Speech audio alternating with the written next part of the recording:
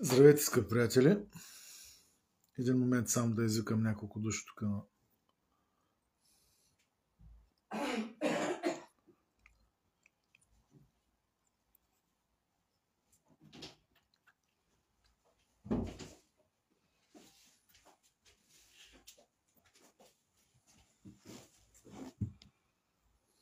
Добре. Ще с така гледам и става смешно малко.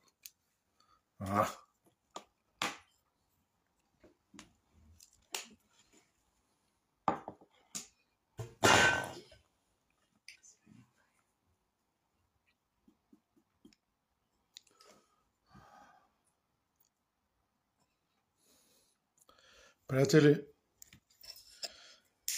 днес темата ще бъде нашият писател Димитър Атанасов. Това, което правим, всъщност е непростимо. Оставяме един човек в самотата, без пари, без никакви пари за поддръжка. Изобщо постъпваме като най-големите егоисти.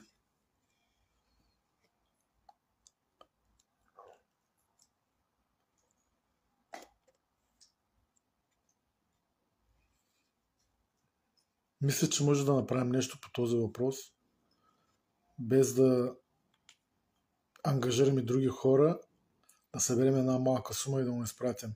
Толкова сякаш не можем да отделим 5-10 лева от джоба си, да ги изпратим, за да може да зарадваме един човек. Мисля, че това ще е най-малкото, което може да направим за този човек. Той е направил много за нашата кауза, всъщност за ромите, а ние се ослушваме.